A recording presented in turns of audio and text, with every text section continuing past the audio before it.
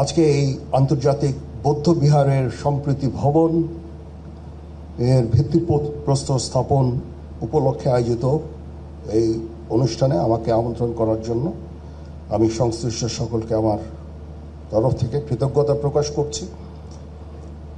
আমি মাননীয় প্রধান উপদেষ্টার প্রতিও কৃতজ্ঞতা প্রকাশ করছি। আমি যখন ওনাকে অনুরোধ করলাম এরকম একটা অনুষ্ঠানের জন্য, উনি সাথে সাথে রাজি হলেন এবং আমরা সবসময় এই দেশের ধর্ম, বর্ণ, গোত্র সকল সম্প্রদায়ের সাথে আমরা অত্যন্ত ওতপ্রোতভাবে জড়িত এবং আমরা একসাথে বাস করতে চাই। বাংলাদেশ একটা সম্প্রীতির একটা দেশ। এই দেশে হাজার হাজার বছর ধরে সকল ধর্ম, বর্ণ, গোত্র নির্বিশেষে আমরা শান্তিতে বসবাস করে আসছি। সেটারই একটা প্রতিফলন আজকের এই অনুষ্ঠান। এটা খুব শুধু একটা সম্প্রীতি ভবনের ভিত্তিপ্রস্তর স্থাপন উপলক্ষেই একটা অনুষ্ঠান নয়। এখানে আমরা একটা সম্প্রীতির একটা সমাবেশ করেছি, সেখানে সকল ধর্ম, বর্ণ, গোত্রের লোকজন আছে।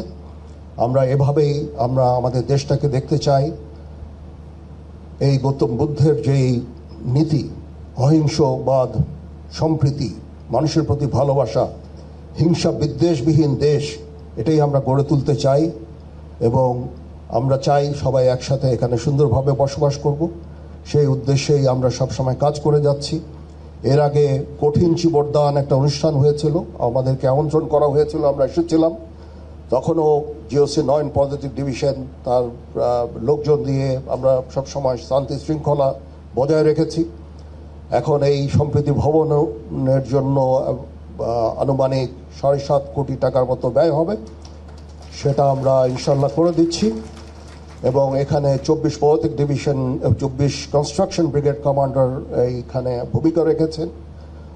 তারা ডিজাইন এবং আর্কিটেকচার ডিজাইন এবং যে স্ট্রাকচারাল ডিজাইন অনুযায়ী এই কনস্ট্রাকশনটা করে দিবে। আমি তাদেরকে বলেছি যে 1 থেকে 1.5 বছরের মধ্যে এই কনস্ট্রাকশনটা যেন শেষ হয়ে যায়। ইনশাল্লাহ আমরা সবাই আপনাদের সাথে আছি।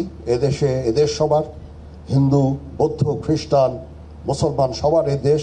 এই সম্প্রীতি বজায় রেখে আমরা বাস করতে চাই। আমি আমার জীবনের একটা বড় সময়, জীবনের শুরুতে যৌবনের একটা বড় সময় আমি চিটাগং হিল ট্র্যাক্সে আমি কাজ করেছি। সেখানে আমরা ওতপ্রোতভাবে বৌদ্ধ সম্প্রদায়ের সাথে জড়িত ছিলাম। সেখানে অনেক কঠিন চিবরদান অনুষ্ঠান হয়েছে, সেখানে গিয়েছি এবং তাদের সাথে ওতপ্রোতভাবে আমরা কাজ করেছি। আমরা চাই চিটাগং হিল ট্র্যাক্সে, পার্বত্য চট্টগ্রামে যেন শান্তি বিরাজ করে। তার জন্য যা কিছু করতে হয় আমরা করতে রাজি আছি। সমগ্র দেশে এই সাম্প্রদায়িক সম্প্রীতি রক্ষার জন্য যা কিছু করতে হয় সেটা আমরা করতে সবসময় সদা প্রস্তুত থাকব। আমি মাননীয় প্রধান উপদেষ্টাকে আবার ধন্যবাদ জানাচ্ছি। ওনার অনেক কর্মব্যস্ততার মাঝেও উনি রাজি হয়েছেন এখানে এসে এবং উনি আমাকে অনুপ্রাণিত করেছেন এই কাজের জন্য। এই জন্য ওনার প্রতি আমি কৃতজ্ঞতা জ্ঞাপন করছি এবং আমরা ইনশাআল্লাহ সবাই মিলে এই দেশ জাতিকে একটা শান্তির জায়গায় নিয়ে যেতে চাই। গৌতম বুদ্ধের বাণীর এখন এই বর্তমান সময়ে অত্যন্ত গুরুত্বপূর্ণ। আমরা শান্তির দেশ চাই, শৃঙ্খলার দেশ চাই। আমরা এখানে হানাহানি, বিদ্বেষ চাই না। সবার সমস্ত বিভিন্ন মত থাকতে পারে, কিন্তু অবশেষে আমরা সবাইকে যেন শ্রদ্ধা করি, একে অপরের বক্তব্যকে যেন শ্রদ্ধা করি, মতামতকে শ্রদ্ধা করি। আমাদের নিজস্ব মতামত থাকবে, সেই অনুযায়ী আমরা অবশ্যই কাজ করব, কিন্তু আমরা একে অপরের প্রতি যেন শ্রদ্ধাবোধটা থাকে সেদিকে আমাদের লক্ষ্য রাখা অত্যন্ত জরুরি।